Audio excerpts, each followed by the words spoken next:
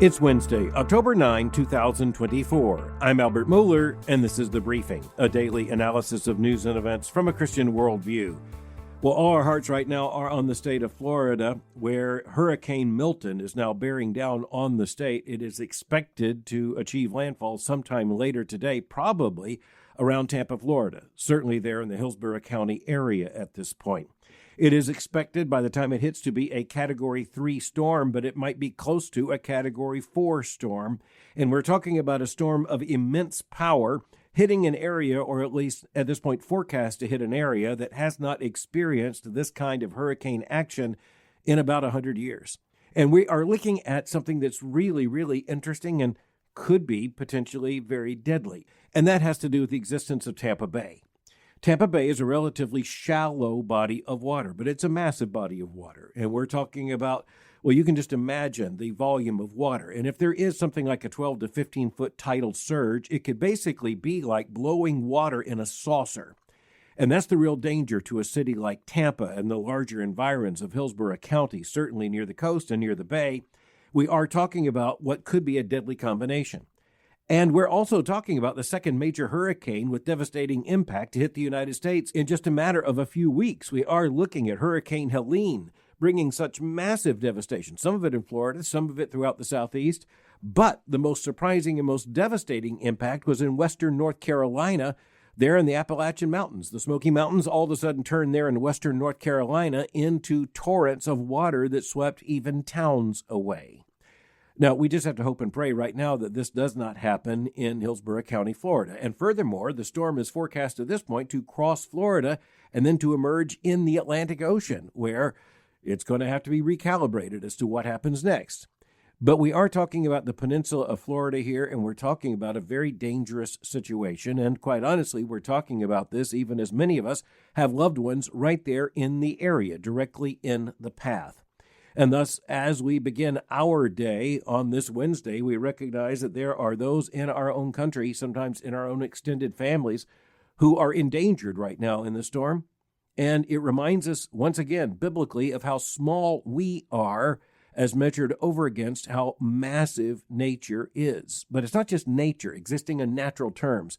It is creation as the product of a creator. And it's also the effect of sin, Genesis 3. So we have the doctrine of creation and we have the doctrine of the fall very close in proximity here.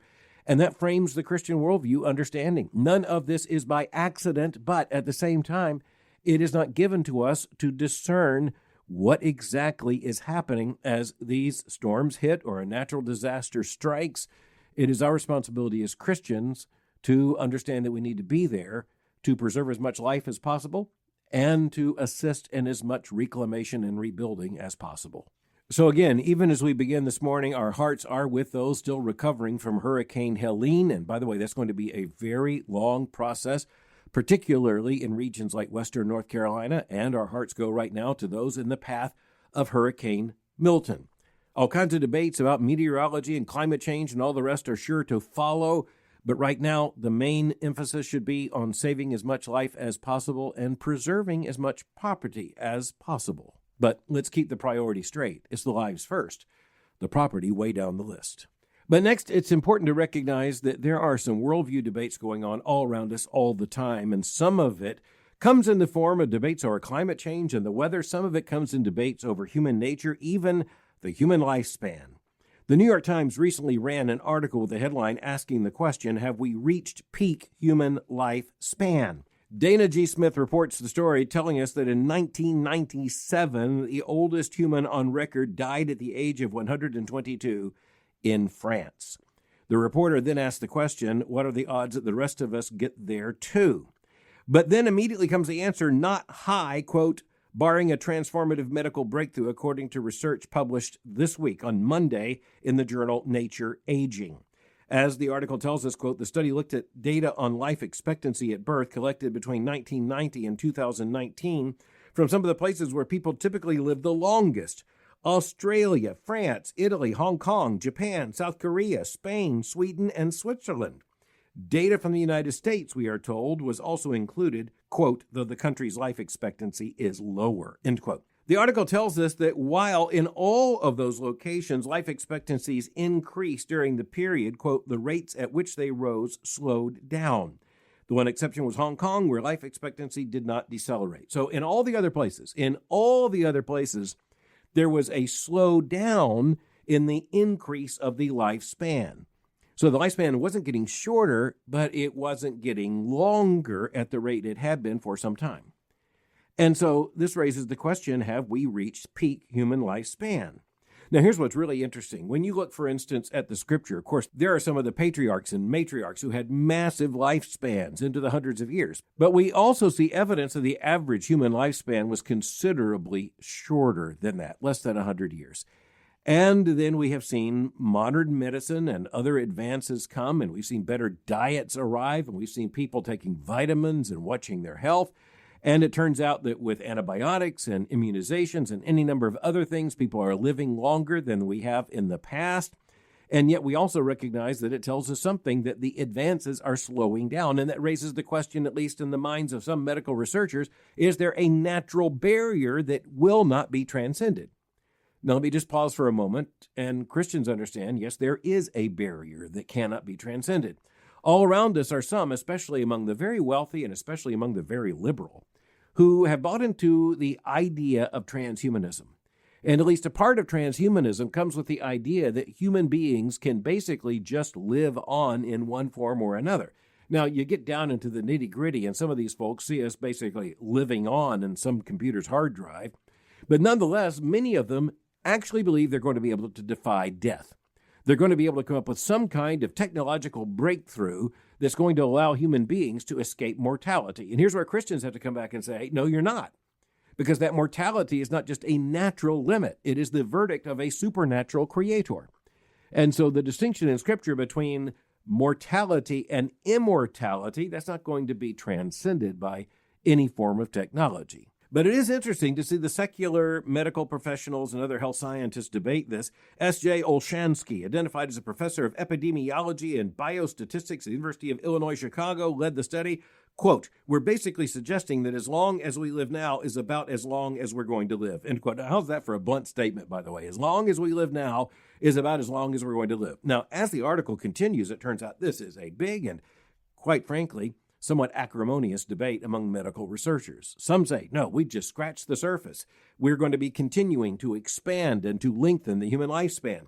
Along come doctors such as this one, Dr. Olshansky, who says, no, I think we have reached a rather natural limit. I just don't see most of humanity living that much longer. And you understand that both of these sides are basically arguing right now on purely materialistic and naturalistic terms. That is to say, they're arguing just on the basis of cell biology and anatomy and physiology and modern medicine and immunology. The bottom line is it's largely hypothetical, but it's also largely absolute nonsense. There are a lot of very interesting points made in this article. There's some favorite statements. Here's one of my favorites. Quote, even if deaths from common diseases or accidents were eliminated, people would die of aging itself, end quote. Now, how's that for bad news?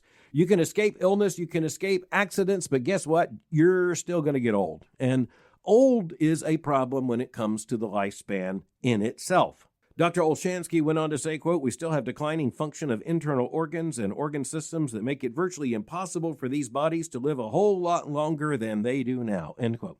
So all the transhumanists out there and all the human longevity specialists out there who are hoping that human beings can live to be, say, 150, 200, 250, 300 years old, well, at least many of these doctors are saying, it's not looking really likely. And even where some say, well, it could be indefinite, we say, well, no, I am definitely sure it cannot be indefinite. But there's something else here, and that just points to the sterility, the emptiness of the naturalistic worldview. And basically, there are two worldviews here that are shown in their emptiness. One is that naturalistic worldview. Everything is explained merely in natural terms without any supernatural reference. And then allied to that, materialism, saying that the only reality that is the material reality. The desk at which I'm sitting right now, the dirt under your feet, that's real stuff. And they say there's nothing beyond that real stuff. Everything is just material, or it's not real. And of course, this is where the biblical worldview immediately tells us that both of these are absolutely wrong. The naturalistic worldview is wrong because it denies a supernatural creator. Nature doesn't explain itself. It doesn't exist on its own terms, by its own power. It is the product of a creator who made it for his own glory. And then the second problem in materialism is, it just doesn't work that way. Materialism just can't explain everything. But if you believe materialism has to explain everything, and you believe we really are just material creatures, then, the quest to live forever becomes rather inevitable, doesn't it? If this life is all there is, then we better make this life last a long, long time. Dr. Olshansky went on and made the second statement that I think is absolutely worth our attention. As the article tells us, quote, the only thing that might radically lengthen life expectancy is if scientists develop an intervention to slow the aging process itself, something he's optimistic about, says Dr. Olshansky. So in other words, the only real hope for anything that might make a material difference in lengthening the human lifespan is something we don't know of yet. And yet you have to hold out the possibility, he says, that it just might be found. That's something he says he's optimistic about. And yet his earlier comments in the article indicate that he's not all that optimistic after all. But all this just goes back to underline the fact that if you hold to a naturalistic and materialistic worldview, then this world is all there is. And what you have in terms of the stuff of yourself is all that you are or ever will be. And your stuff is one day simply going to dissolve and decay back into other stuff. And, you're just going to be dirt in the end. Now, you have, on the other hand, the scientists who say, I want to avoid being dirt. I want to find a way to live forever.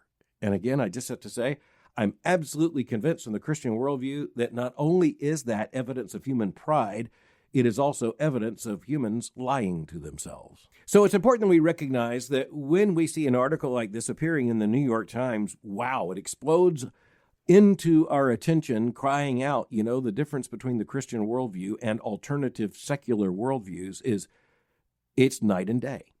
It's absolute.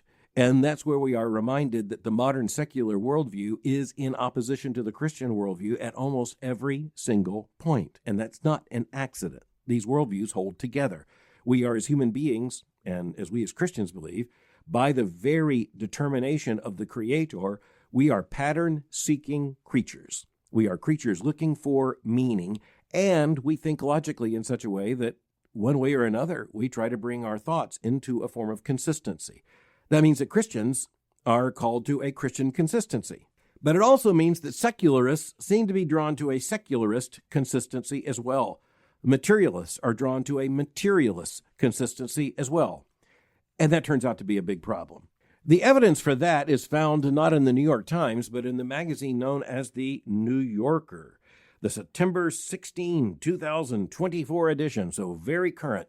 I mention the New Yorker from time to time because it is the premier magazine of the cultural elite in Manhattan. So you know who you're looking at here. And in that edition of the New Yorker comes an article by Manvir Singh entitled The Post-Moral Age. Then the question, if conscience is merely a biological artifact, must we give up on goodness? Now, it's a very interesting article, and it is at least in part written in the first person by this evolutionary scientist. But the big point here is about morality, and that raises, it's a question that we as Christians just can't avoid being drawn to. What is this evolutionary scientist going to tell us about morality? And what he tells us, the bottom line is that he used to believe in some form of real morality, but now he's come to the conclusion that there is no real morality. Morality is just an illusion. Of course, in the larger worldview of evolution, then morality just becomes a part of the evolutionary process. And so even as you look at some of the classical evolutionary theorists in the 20th century, they were arguing that what we call morality is just basically a survival mechanism. It turns out that if you love your neighbor as yourself, you're more likely to live longer than if you don't. And living longer means you can successfully pass on your genes. And never forget that that is the bottom line of the mechanism. So you basically have to explain how babies come about. And so you're looking at mating rituals, and you're looking at coupling patterns, and you're looking at reproductive strategies. Yes, that's why evolutionary theory is so sexy. But it has to be based upon a materialist worldview. That is to say, the stuff is all there is. We're just stuff.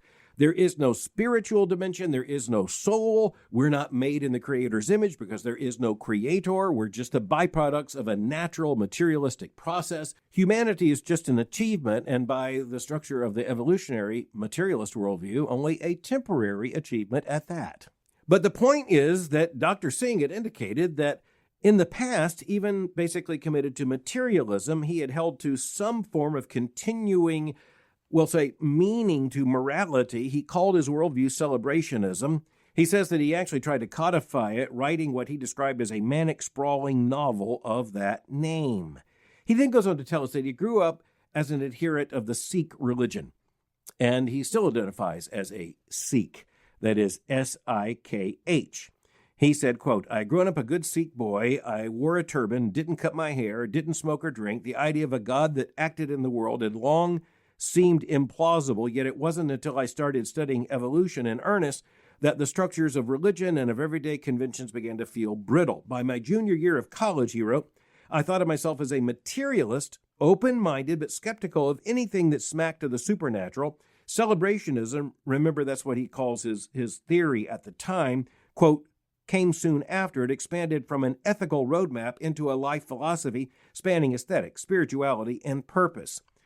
However, it turns out that he has now abandoned his own worldview of celebrationism, as he called it, and now he simply says he really doesn't believe in morality at all. He writes, quote, "Celebrationism died soon afterward, just as observation and a dose of evolutionary logic revealed male burying beetles not as attentive fathers but as possessive mate guarders. Quote, "The natural and behavioral sciences deflated my dreamy credo," that is his creed. "Exposing my lofty aspirations as performance and self-deception, I struggled unsuccessfully to construct a new framework for moral behavior which didn't look like self-interest in disguise. A profound cynicism took hold," end quote.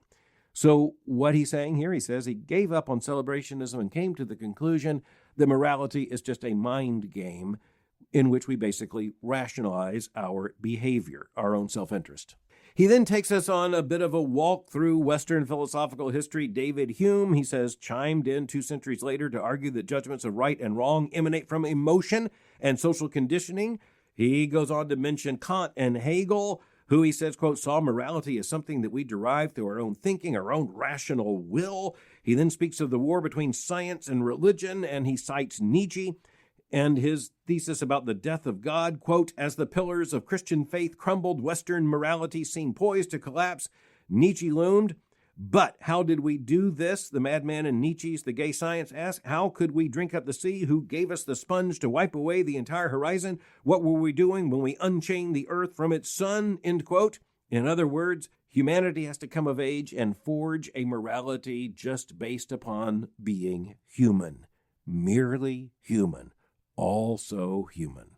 But he goes on to say it's basically routine, that's his word, for most educated Westerners to come to some kind of moral logic like his own, which is to say, we're basically driven by self-interest. That's one of the principles of evolution. We can call it morality, but it's basically nothing more than disguised self-deception and self-interest. That raises the question, and he recognizes this, and that is simply the question, is there any kind of objective right and objective wrong? Is there any kind of genuine good and genuine evil? And is something like virtue real, or is it just what we want to call what works for us in our own self-interest? So this is really interesting stuff. And for Christians, we recognize there couldn't be more important questions than these, because they point right back to the meaning of life. They point right back to whether or not there is a God who created us and to whom we will give an answer.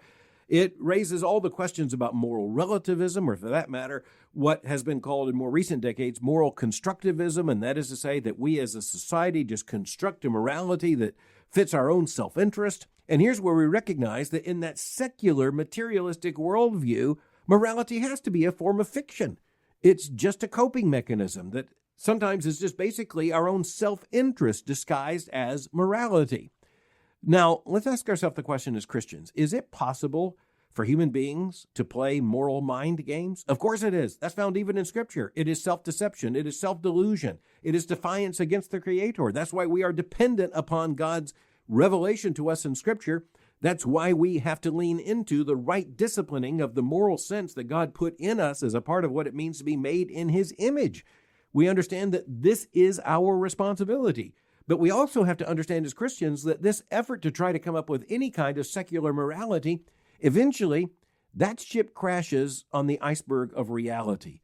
And that reality is indeed self-interest. If morality is just an expression of our own self-interest as individuals, or you could say also as groups, if morality is just our self-interest, then, there is no right and there is no wrong. There's just I say versus what you say. Dr. Singh also recognizes that some modern moral theorists have said that there's no objective content to moral judgments. All you're doing is expressing your opinion. You're just expressivist. Or you might even be driven by, say, aesthetics. I think this is a better looking theory than that other theory. So he writes, quote, "In recent decades, all sorts of philosophers have added to the pool of adaptive theories about morality. Alan Gibbert, he mentions, argues that moral statements such as killing is bad actually express attitudes like I don't like killing." Now, let me be honest. I think, all human beings I know would rather live next to another human being next door who doesn't believe in killing, even if that is a emotional statement. On the other hand, I think they'd rather live next door to someone who believes that God has said, "Thou shalt not kill." But Dr. Singh also recognizes the gig is up when it comes to many of these games. He says, quote, "Non-moral explanations, whatever their differences, obviate talk of moral truths, constructing them as dreamlike delusions." Here's where it also gets interesting, quote, "Like the decline of religion, what's often called the evolutionary debunking of morality can induce existential panic and strenuous efforts at circumvention," end quote. In other words, once we come to the conclusion that the materialist worldview means there is no morality, then we panic and try to come up with some kind of morality because we understand we'll only survive if there's some kind of morality. Well, my point in turning to this article is not because this particular writer has, settled the argument in the right way. I think profoundly it's the opposite of the case. But I do think he indicates in this very thoughtful article published in this very elite journal of, say, high culture, I think he does admit that the gig is up when it comes to using moral language if we don't really believe in morality anymore. I think the gig is up when materialists try to claim that they can come up with some kind of binding moral code merely out of material stuff. You can't do it. I think it's really important to recognize that when you look at an article like this, you do see something very, very interesting. You see a man, I think, very honestly saying, I tried a coping mechanism of coming up with this celebrationism, this worldview I could construct, but once I really came to terms with the ultimate logic and, as he sees, the theory of evolution, he had to let that go. And now all he's got is evolutionary self-interest. But that's actually not all he's got. He says, quote, "I am, at least by all appearances, still a good Sikh. I have become a teacher, a husband, and a father to a new baby daughter," end quote. Oh, now that's really important. He's not just a materialist. He's now a materialist who is a father. And here's what I have to hope. I have to hope that looking into the face of that beautiful daughter, he realizes we cannot just be stuff.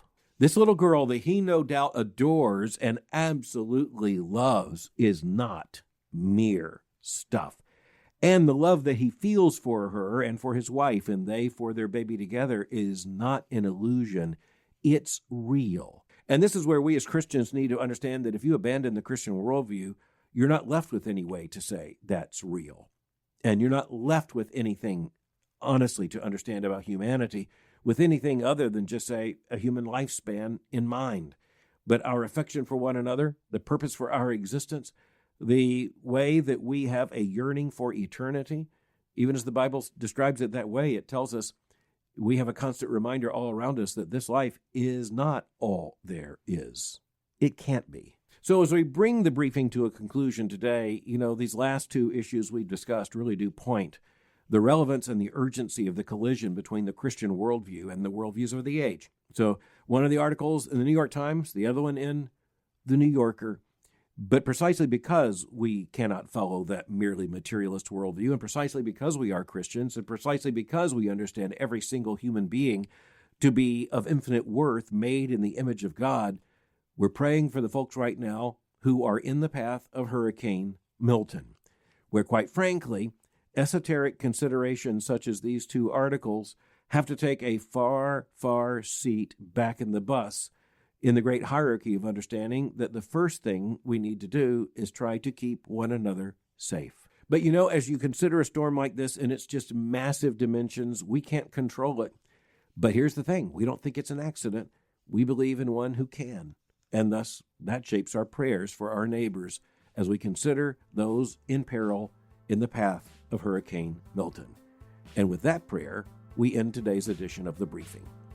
Thanks for listening. For more information, go to my website at albertmohler.com. You can follow me on Twitter by going to twitter.com/Albert Mohler.